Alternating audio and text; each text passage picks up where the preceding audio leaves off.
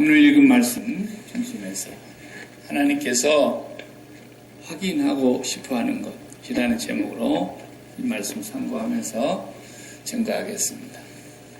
하나님께서 확인하고 싶어하는 것, 그게 있어요. 하나님. 먼저 우리 사람들끼리도 한번 우리가 생각해 보겠습니다. 사람들끼리, 사람 사는 세상에서 가까이는 가족으로 붙어서 또 주변의 형제와 자매들, 그리고 이웃들, 친척들 다 포함해서 우리 사람은 제일 확인하고 싶은 게 뭘까요?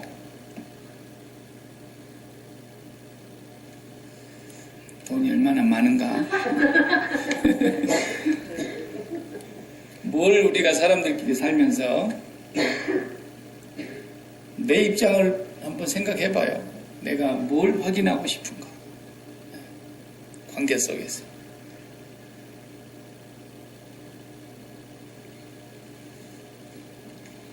사랑을 확인하고 싶은 거예요. 사람은 본성적으로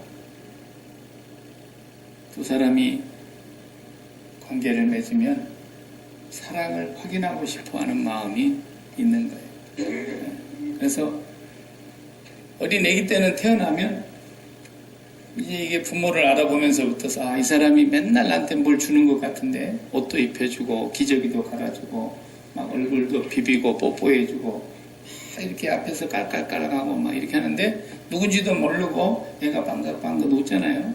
걔가 뭐 엄마인 줄 알겠어요? 아빠인 줄 알겠어요? 몰라요. 근데 이제 점점 이렇게 피부치가 자라면서 유치원 들어갈 때까지는요, 애들이 아주 귀여운 짓을 많이 하면서 이제 눈치가 자랍니다.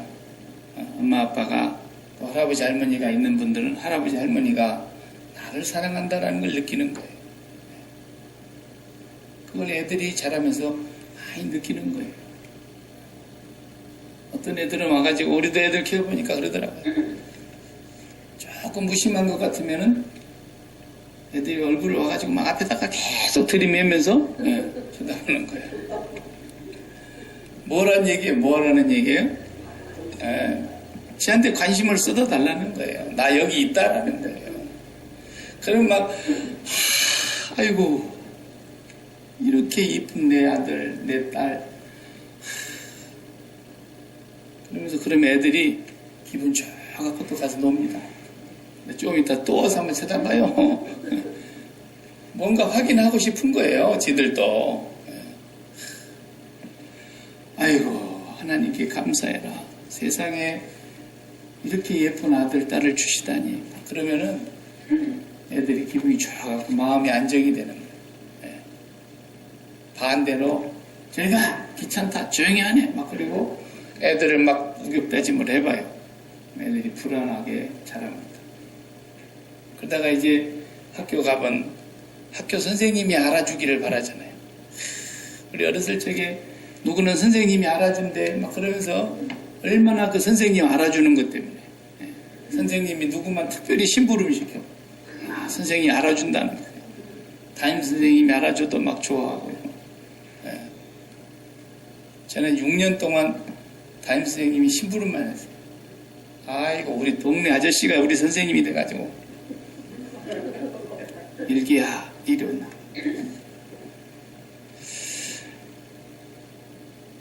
그 다음 이제 사춘기 돼봐요. 부모 사랑은 귀찮아요. 만사가 귀찮고 잔소리 같고. 근데 이성의 눈을 뜰 때 아닙니까? 그러다가 이제 지 맘에 드는 여학생이나 남학생 막 보면은 가슴이 설레이고 좋아한다고 고백을 할까 말까. 쟤도 나를 좋아할까. 사랑을 확인하고 싶은데 짝사랑하고 가슴앓이하고 막 그러잖아요. 그러다가 이제 연인들이 생겨봐요. 그래가지고 이제는 장래를 생각할 나이가 돼가지고 연인들을 만나게 돼서 내가 저 사람하고 같이 살고 싶은데 저 사람도 나한테 대해서 그런 생각을 갖고 있을까?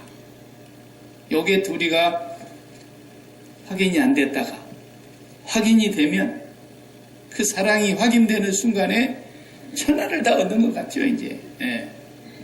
그 다음날부터서 힘든지를 몰라요. 야곱이 7년을 연애하는데, 이야, 며칠 동안 여겼다니, 며칠같이 여겼다니, 며칠. 7년 동안 그 외삼촌 집에서 그 힘든 일을 하면서도 그냥 어떻게나 라헬을 연애를 깊이 했는지 일하는 게 며칠 가는 것 같다네.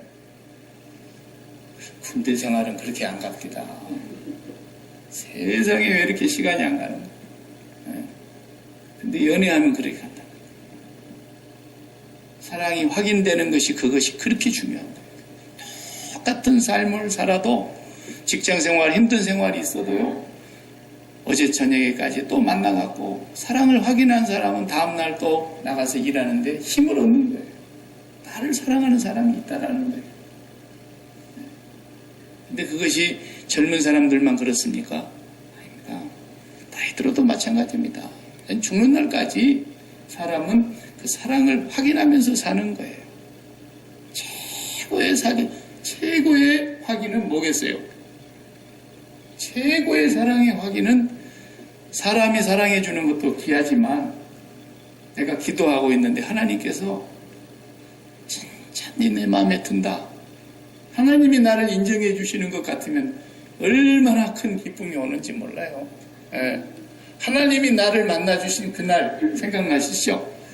하나님이 나를 이처럼 사랑했단 말인가? 그것이 몰랐을 때는 맹숭맹숭하고 교회 가서 하품만 하다고 그랬는데 이 십자가의 거신 사랑이 내 가슴에 와서 부딪힐 때에 세상에 천하를 다 얻은 것보다도 더 큰 기쁨, 그 감격, 그게 있었던 거지 아닙니까? 그게 없으면 교회에 뭐 하려고 다녀요? 그런 게 있었으니까 우리가 붙들려가지고 지금까지 앞으로도 그 사랑을 맛보지를 못하면 살아도 사는 것이 아니거든요. 사람은 사랑을 확인하고 싶어하는 것이 가장 중요하게 여기는 부분입니다. 심리학자들도 사랑에 욕구가 있다는 얘기를 하지만 말해 뭐 하겠어요. 근데 사람만 그런 게 아니라 하나님도 그러신다니까. 왜? 하나님은 사랑의 하나님이시니까. 하나님은 아가페 사랑, 끝없이 영원히 무궁하도록 우리를 사랑하시는 하나님이신데 그 하나님은 또 뭐라 그랬어요? 질투하시는 분이라 그랬어요. 성경에 보면. 하나님도 질투를 하신다는 거예요. 왜? 사랑을 확인하시는 분이니까. 하나님이 우리를 그토록 사랑했기 때문에. 신명기에 그런 말씀 읽었지 않습니까? 하나님께서 이스라엘 백성들을 선택하셔놓고 그랬잖아요. 내가 너희들을 선택한 것은 너희들이 세상에서 큰 민족이어서 그런 것도 아니고 너희가 특별히 잘난 데가 있어서 그런 게 아니라 너희들은 모든 민족 중에서도 가장 작은 민족이라는 거예요. 그런데 하나님은 그 이스라엘을 선택하셨어요. 우리나라에 당군은 없었지만 신화의 인물이지만 우리나라의 조상을 사랑하시든지 그랬다면 우리가 지금 뭔가 입장이 달라졌을 수도 있는데 아브라함을 사랑하셨어요. 아브라함만 사랑했습니까? 거기다가 모세를 보내서 율법을 주시고 세상을 창조하신 온 우주를 창조하신 일에 하나님께서 직접 말씀해 주신 민족은 이스라엘 민족밖에 없습니다. 모세를 통해서 법을 내려주시고 율법을 주신 민족은 그 민족 하나뿐이에요. 그리고 성막을 지어놓고 그 정말 천막 안에 내가 거기서 너희와 함께 있을 거다. 그러면서 거기서 말씀해 주시고 거기서 우리를 만나 주시는 그런 하나님이 이스라엘 민족을 만나셨다니까. 특별한 거예요. 특별한 거예요. 세계 열방 가운데 뛰어난 민족이라서 그런 것도 아니라는 거예요. 그러면서 하나님 말씀하시기를 내가 너희를 이렇게 사랑하였으니까 너희도 나만 사랑해야 된다. 나만 바라봐야 된다. 그걸 말씀하신 겁니다. 그럴 자격이 있잖아요.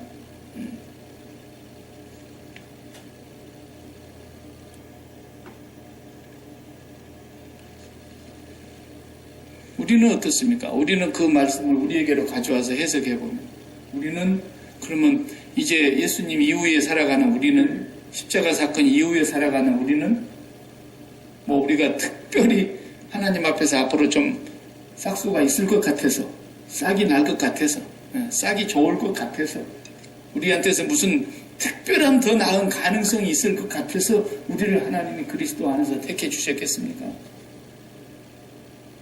우리가 그 세상의 다른 어떤 민족보다도 우리가 하나님 더 잘 섬길 것 같아서 우리를 죄를 용서해 주셨겠습니까? 우리가 뭐 남달리 특별한 부분이 있어서 우리에게 예수 그리스도 보내셔서 십자가에서 죽기까지 우리에게 사랑을 베푸시고 그 많은 죄를 다 용서하시고 우리를 허물과 죄를 사하시며 죽음에서 건지시고 우리에게 영원한 산 소망과 생명을 주시겠네. 그거 아니잖아요. 우리도 하나님께서 무조건 아무 조건 없이 앞으로 우리가 좀 더 가능성이 있을 것을 대비해서가 아니에요. 전혀 가능성이 없는 우리들을 그토록 하나님이 택하시고 부르시고 오늘날까지 사랑하고 계신다는 거예요. 그러면 우리도 그 사랑을 받은 사람이라면 하나님을 향하여 우리가 표현해야 되는 오늘 아침 우리 오늘 저녁에 찬양 부르듯이 다 표현을 못하겠지만 그래도 표현하고 살아야 돼요.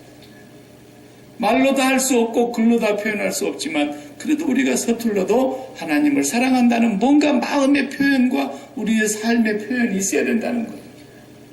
하나님 그걸 확인하고 싶으시다라는 겁니다. 우리 하나님 질투하시는 하나님. 그래서 오늘 본문에 말씀하시고 있어요. 우리가 오늘 6절까지밖에 안 읽었지만 7절부터 읽으면 그냥 너무 속상하니까 제가 6절까지만 읽었어요. 벌써 그냥 6절까지 읽고서 6절도 벌써 속상한데 7절은 뭐라 그럽니까? 이스라엘 자손이 여호와의 목전에 악을 행하여 자기들의 하나님 여호와를 잊어버리고 바알들과 아세라들을 섬긴지라. 벌써 엉뚱한데 연애에 빠졌어요. 이게 도대체 뭐 이런 일이 있을 수 있단 말이에요. 오늘 우리가 1절부터서 보면은 세대가 바뀌었어요. 세대가 바뀌었어요. 1세대는 어떤 세대입니까?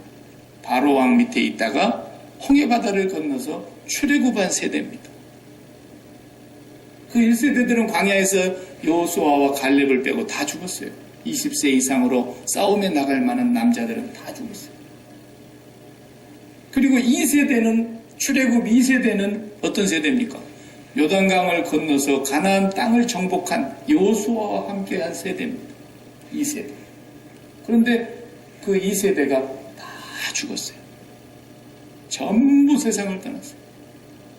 그러나 그들은 그 광야에서 하나님의 역사를 보았지만 요단강 건너서 그 족속들을 몰아내는 전쟁을 통해서 하나님의 은혜를 경험했고 하나님의 능력을 맛봤기 때문에 그들은 들어가서 하나님을 섬기는 것에 그래도 열중했다고. 근데 이제는 그들도 다 죽었어요.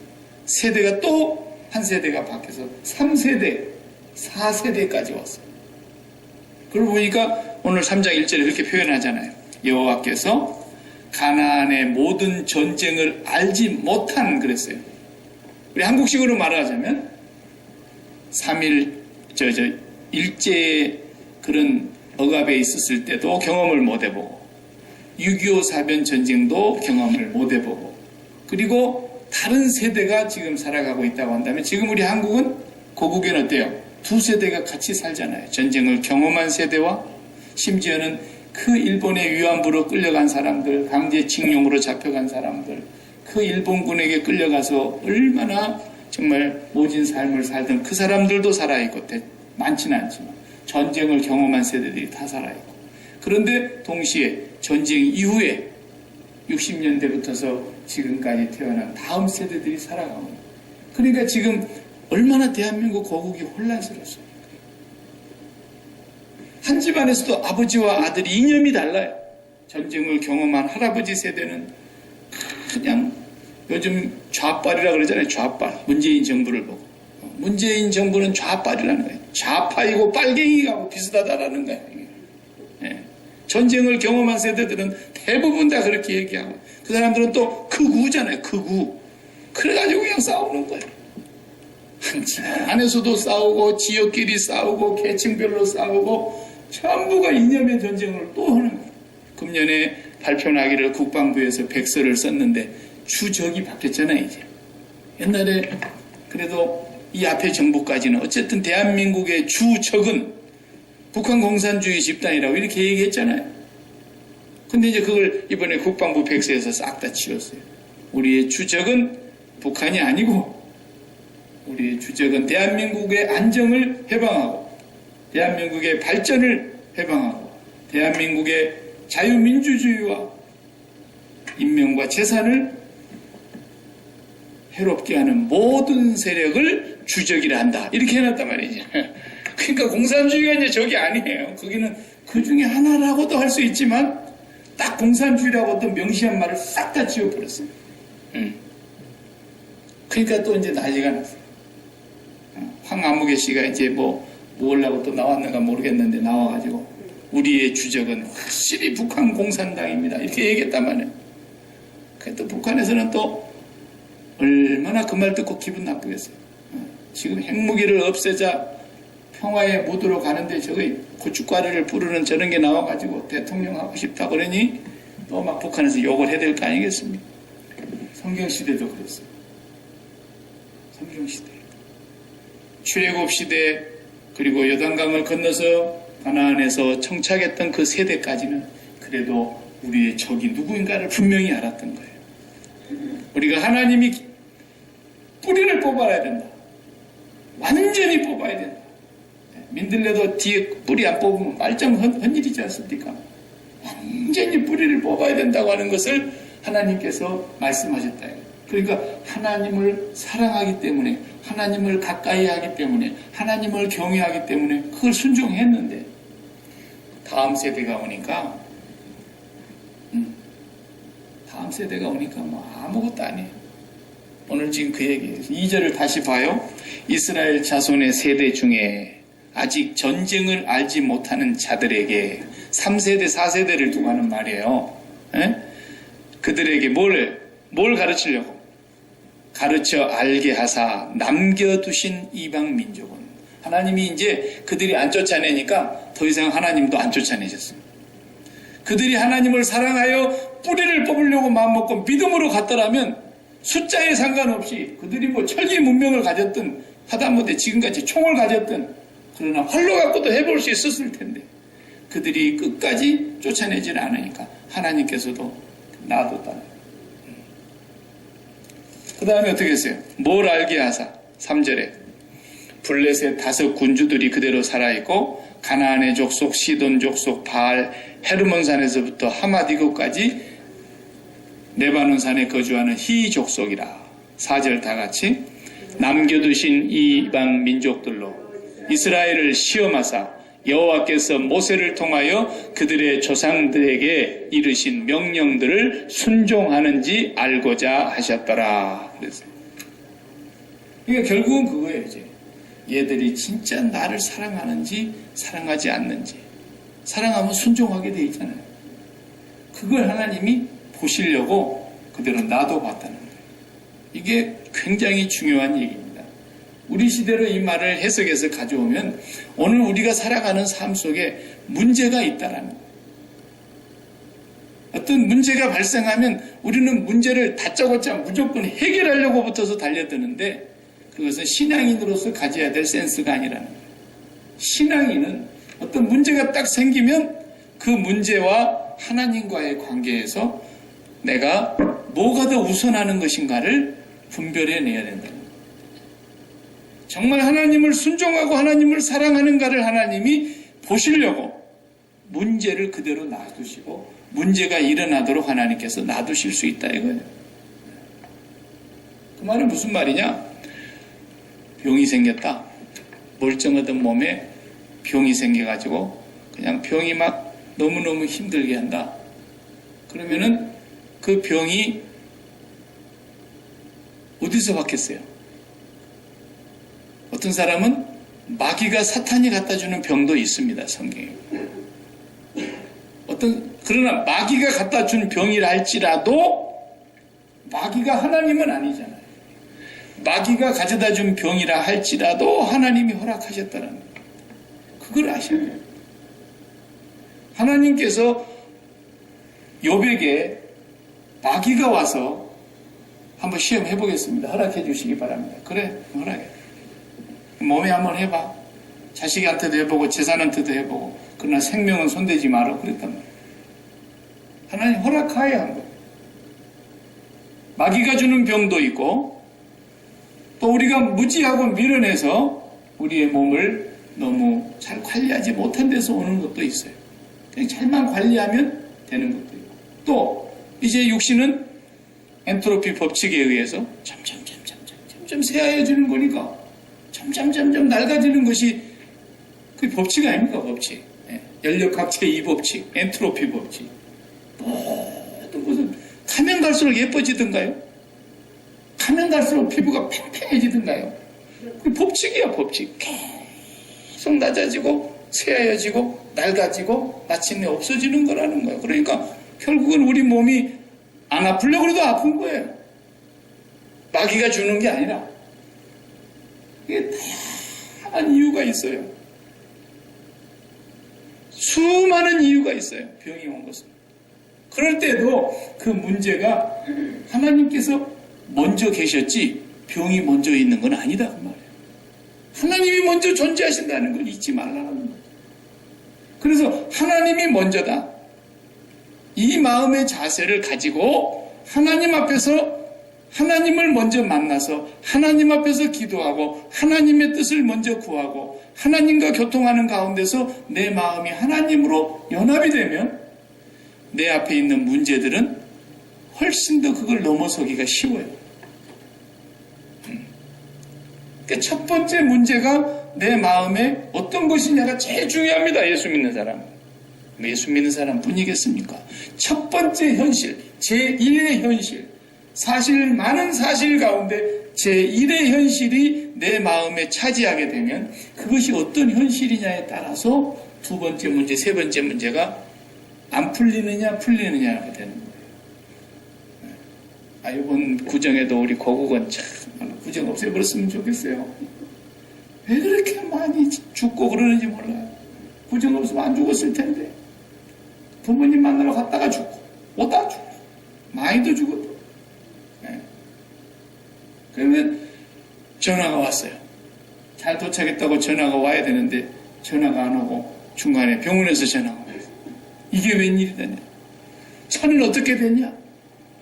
내가 싸준 음식은 어떻게 됐냐? 차가 파손됐는데 돈이 얼마나 나오겠더냐? 이렇게 물어본 사람 있습니까? 아니잖아요. 다친 데 없냐? 그것부터 물어보는 거예요. 얼마나 다쳤냐? 이만만 물어보는 거예요. 차는 나중 문제죠. 이 바지 싸갖고 온 거 다 그냥 땅바닥에 굴러서 쏟아버렸을지라도 그건 나중 문제죠. 가장 첫 번째 문제가 얼마나 다쳤냐.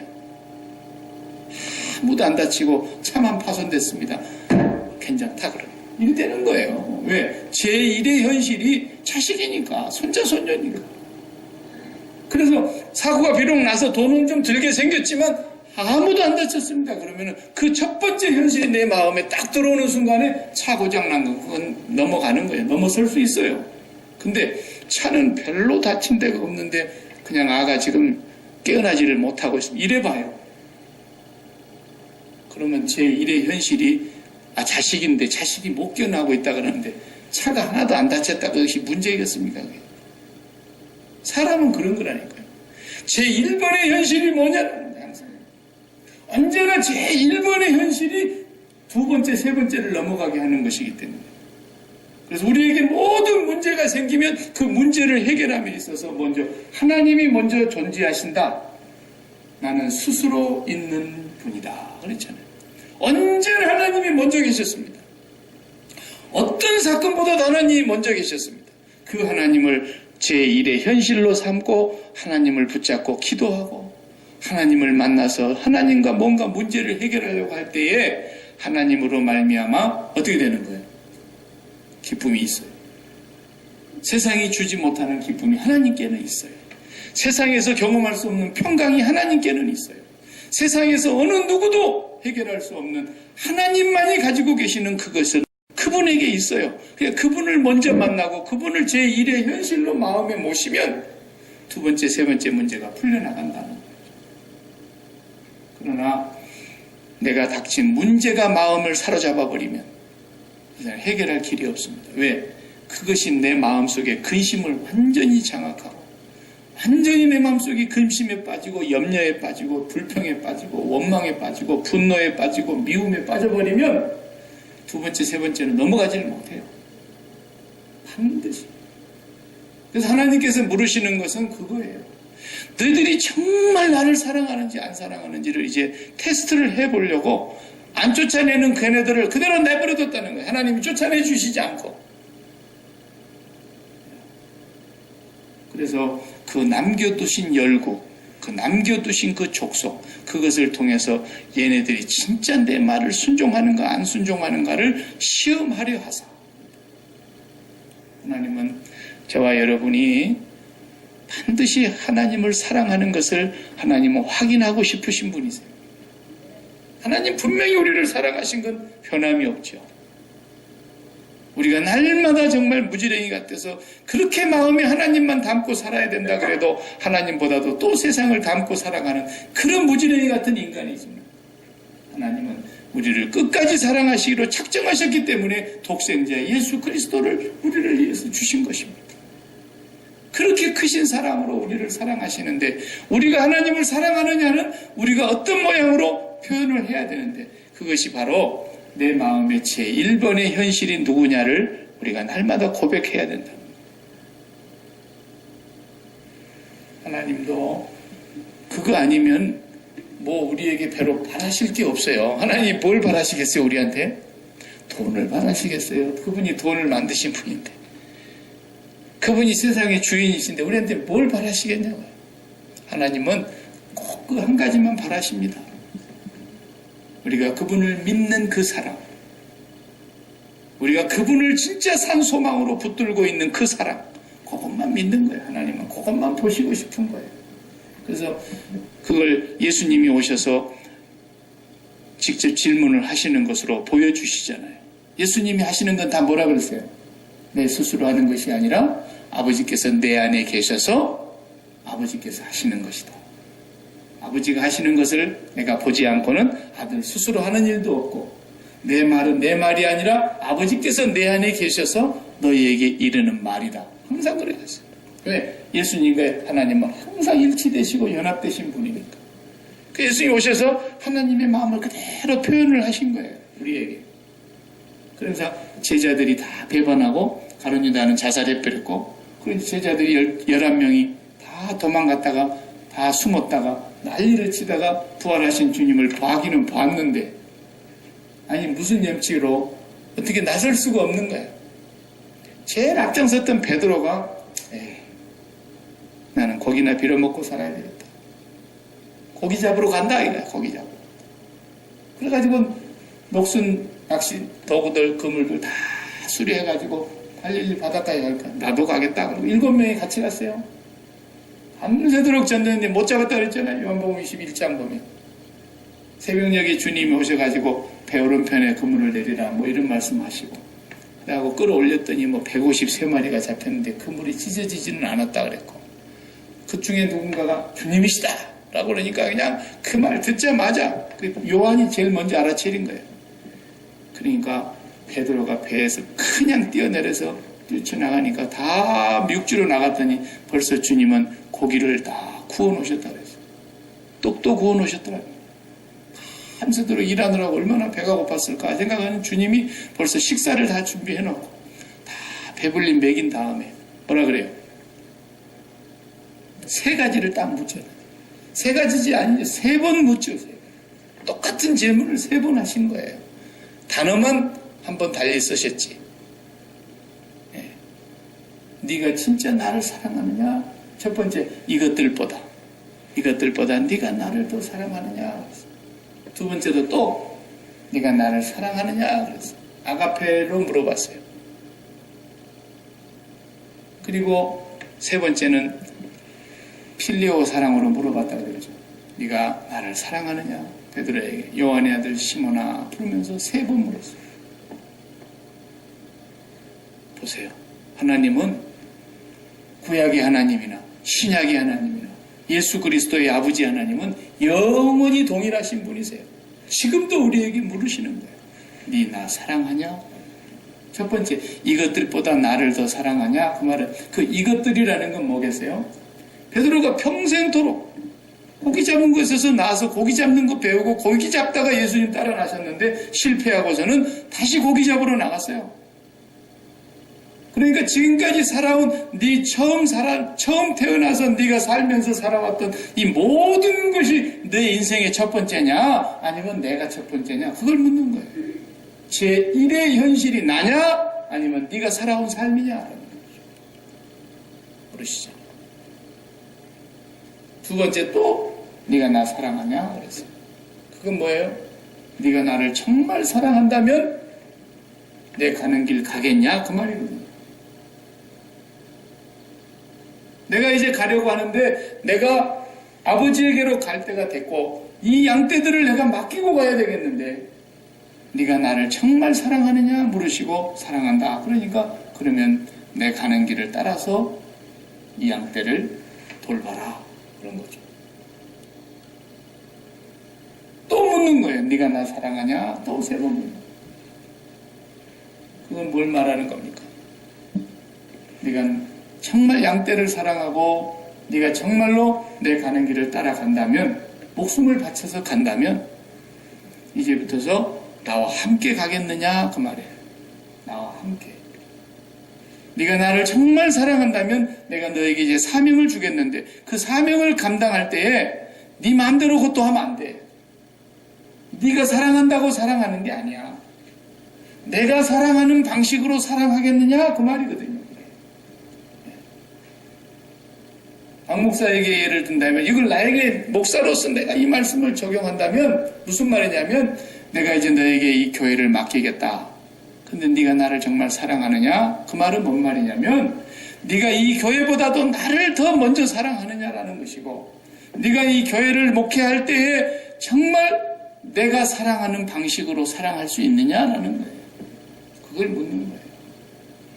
교인이 막 죽겠다 그러는 거야. 인생이 고달파서.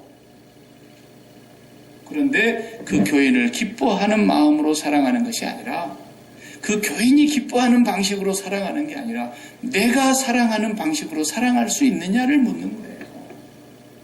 여러분 사업하시니까 사업가도 마찬가지입니다.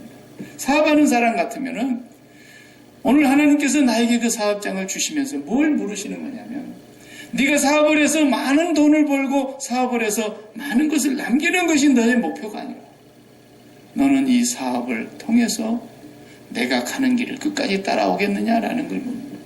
첫 번째는 사업이 너의 1번이냐 내가 내가 너의 1번이냐 그걸 묻는 거고 두 번째는 네가 이 사업을 한다면 정말 나를 위해서 이 사업 하겠느냐라는 거. 또 네가 이 사업을 한다면 네가 나를 위해서 나를 기쁘게 하기 위해서 하겠느냐라는 거. 돈을 써도 네 기쁘지 하고 돈 쓰는 게 아니라 정말 나를 기쁘게 하기 위해서 네가 돈을 쓰겠느냐라는 거예요. 그게 나를 위해 쓰는 거지만도 이것이 정말 주님이 기뻐하시는 것인가라를 생각하고 쓰겠느냐는 거예요. 자식을 키우는 것도 소중한 일이지만 네가 자식 키워가지고 그 자식을 성공시키자고 키우는 게 아니라 그게 목적이 아니라 자식이 너의 1번이냐 내가 1번이냐 내가 정말 1번이라면 그 자식을 내가 기뻐하는 자식으로 키우겠느냐 어떻게 키워야 내가 기뻐하는 자식이 되겠느냐 그렇게 키울 수 있느냐라는 걸 묻는 것이지 내가 소중한 내 자식은 내가 정말 잘 키워보겠습니다. 그런 것은 하나님 안 믿는 사람들이 다 하는 짓거리예요. 무엇이든지 우리가 하나님을 사랑한다 그럴 때 하나님께서 기뻐하시는 것으로 알겠다. 그래서 사도 바울이 내가 사람을 기쁘게 하랴 하나님을 기쁘게 하랴 사람을 기쁘게 하는 사도라면 나는 하나님의 종은 아니다 그런 거예요. 저는 옛날에 목양일념이 맞는 말인 줄 알았어요. 목양일념. 목양이라는 게 뭐예요? 목회 아닙니까? 목회. 양을 치는 거니까. 목양일념을 표구도 해가지고 쫙 이렇게 붓글 실어가지고 막 벽에 써놓고 붙여놓고 그러잖아요. 근데 그것도 틀린 말입니다. 맞는 말이 아니에요. 목양일념이 아니고 우리는 하나님 한 분만이 일념인 거예요. 그리고 나면 그 하나님을 정말로 사랑한다면 그 하나님이 독생자의 핏값으로 사신 양떼를 내가 사랑하는 방식으로 네가 사랑하겠느냐. 그것이 목양이지. 교인들 뭐 비유나 슬슬 마치고 듣기 좋은 소리나 하고 그렇게 해가지고 그게 목회가 되느냐라는 거예요. 아니다라는 거예요. 지금 죽어가는 성도가 있다. 그에게 무슨 소리를 해야 되겠습니까? 그 사람 죽어가는데 듣기 좋은 소리 하는 것이 목회겠습니까? 마찬가지입니다. 살아있어도 똑같이 해야 돼요. 죽어가는 그 마지막 숨을 넘어가는 사람을 놓고 우리가 어떻게 무슨 말을 해야 하나님이 기뻐하시겠는가를 생각한다면 살아있을 때에도 평상시에도 그렇게 목회해야 되는 거예요. 박목사는 사람한테 인기 얻으려고 뭐 기분 좋은 소리 해가지고 그 사람 속 안 상하게 하려고 그딴 식으로 목회해가지고 뭐 목회가 되겠습니까? 그게 지 밥벌이는 될란가 몰라도 안 되는 겁니다. 우리가 우리 현장에서 똑같은 거예요. 자식 키우는 것도. 절대로 내 자식이 아니기 때문에 이 자식이 정말 하나님이 기뻐하시는 자식이 되려면 어떻게 해야 되겠습니까가 우리가 가르쳐야 될 본분인 것이고 사업을 해도 마찬가지고 무엇을 해도 마찬가지고 사나 죽으나 주의 것이고 살아도 주를 위하여 죽어도 주를 위하여 사는 것이기 때문에 우리는 그래서 하나님께서 어떤 문제를 주시면 문제에 빠지면 안 된다라는 거예요. 아무리 심각한 문제가 일어나도 그것이 내 마음에 제1의 현실로 딱 들어와 버리면 사람이 왼수가 될 수도 있고 그래서 사람이 내 신앙을 다 잡아먹는 네 왼수가 네 집안 시꿀 것이다 이래 되잖아. 너무 그걸 사랑하게 돼. 우리는 어떤 것도 하나님이 우리 마음에서 1번 되는 것을 빼앗는 것은 왼수입니다. 그래서 우리의 주적은 누구예요? 북한 공산당이 아니고 성도의 주적은 내 마음에서 제1의 현실이 되는 하나님을 빼앗는 겁니다. 요거 진짜 무서운 점입니다. 이 마음을 지키지 못하면 두 번째 현실, 세 번째 현실은 못 넘어갑니다. 그러나 반드시 어떤 문제가 와도 내가 하나님과 붙들고 하나님의 그 사랑을 십자가의 사랑을 믿고 그 하나님을 끝까지 의지하고 나는 하나님 한 분이면 충분히 만족할 수 있고 기쁠 수 있습니다. 이 문제가 해결돼야만 기쁜 것이 아니라 해결되지 않을지라도 하나님이면 나는 충분히 기쁠 수 있다고 믿습니다. 그 하나님을 붙들고 내 일의 현실을 삼아야 그 하나님으로 힘을 얻어야 두 번째, 세 번째 고개를 넘어가는 것입니다. 하나님은 오늘 그것을 사사시대의 사람들에게 시험하신다고 그랬어요. 저와 여러분과 마찬가지예요. 하나님 지금도 우리를 테스트해보시고 싶으신 것은 바로 그것입니다. 우리에게 문제 생길 수 있어요. 기분 나쁜 문제가 생길 수도 있고 안 좋은 사건이 생길 수도 있고 그러는데 그래도 그것 때문에 그냥 코가 석자가 돼가지고 그러지 말고 하나님 내가 지금 이렇게 비록 안 좋은 문제가 나의 사방에 에워싸고 있지만 나는 하나님 한 분이면 이 문제가 해결되기 이전에 이미 하나님으로 기쁠 수 있다는 걸 나는 믿습니다. 하나님은 나의 생명이시며 나의 평강이시며 나의 모든 문제의 해결자이시기 때문에 하나님 한 분이면 나는 행복할 수 있다고 믿습니다 하고 그 하나님하고 결정을 지으려고 그래야지. 문제 해결하려고 아무리 애써도 안 됩니다. 이게 사람이 왜 자살을 하느냐. 내가 아무리 봐도 나보다 잘 배웠고 나보다 높은 사람이고 나보다 지위도 있고 명예도 있고 세상에서 가진 것도 많은데 왜 그런 사람이 자살한지 아세요? 그 사람의 마음에 제1현실이 뭐냐에 따라서 그렇게 됩니다. 건강이 제1의 현실이라고 생각하는 사람이 병이 들어봐요. 그래가지고 맨날 그 건강 강의만 하고 평생 다니던 행복전도사가 자기가 먹고 찔 병이 되니까 그냥 죽잖아요.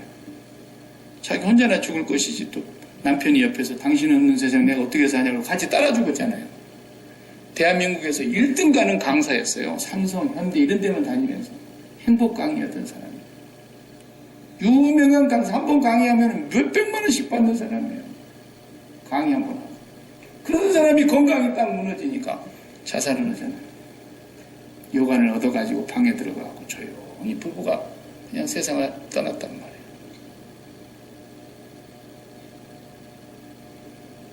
나보다 분명히 높아요. 지혜도 있어요. 돈도 많아요. 명예도 있어요. 그런데 명예가 생명이라고 생각하는 사람, 명예가 자기 삶의 제1의 현실이라고 하는 사람, 그 명예를 위해서 산 사람은 미투에 걸리니까 그냥 자살해버리잖아요. 못 사는 거예요. 명예가 자기의 제1의 현실이었기 때문에 명예가 땅바닥에 완전히 짓밟히는 것을 보고서는 더 이상 고개를 내밀 수가 없어서 숨어서 죽어버리잖아요. 제1의 현실이 무엇이냐? 그게 우리의 생명인데 그것이 하나님이 아닌 것은 모두가 다 죄악입니다. 그래서 우리는 하나님을 빼앗기지 않기 위해서 어떤 문제가 우리 앞에 놓일지라도 하나님은 그걸 테스트한다는 걸 기억하셔야 됩니다. 매일매일 하나님, 우리가 그래서 주님의 십자가를 매일 붙들고 세상 문제에 대해서는 죽었다고 고백하고 날마다 하나님의 그 사랑으로 우리의 삶이 가득 채워지고 우리의 심령이 채워져야만 우리가 이 세상에서 어떤 문제가 와도 넘어설 수 있습니다. 하나님은 그걸 확인하고 싶으신 겁니다. 여러분 마음속에 그 첫 번째 현실이 하나님이 되시기를 바랍니다. 기도하십시다. 하나님 감사합니다. 사사시대를 보면 정말 가슴 아프고 그들은 끝없는 그 방황하는 것과 반복되는 삶을 살았습니다마는 그들뿐이겠습니까? 오늘 우리의 모습을 보아도 그렇습니다. 하나님, 우리도 조금 좋아지면 그냥 하나님 잊어버리고 조금 어려워지면 하나님 찾고 그러던 생활을 여지껏 반복하고 있는 저희들 주님 불쌍히 여겨주시고 날마다 십자가에서 세상에 대해서 죽고 하나님께 대하여 사는 기도의 생활을 멈추지 않게 하여 주시옵시고 날마다 주님의 그 십자가 사랑 더 깊이 깨달아 알아가는 저희들 되게 하여 주시고 날마다 성령으로 말미암아 하나님의 그 무궁한 사랑을 알아서 그 사랑이 우리의 삶을 날마다 주장하고 가득 채워서 하나님의 사랑이 제1의 현실이 되고 하나님이 언제나 우리의 심령 속에 첫 번째가 됨으로 말미암아 우리 앞에 어떤 문제라도 우리가 마음 빼앗기지 않을 수 있는 하나님이 그 사랑을 매일매일 확인하고 싶어 한다는 사실을 저희들이 잊지 않게 하여 주시옵소서. 예수님의 이름으로 기도하옵나이다. 아멘. 아멘.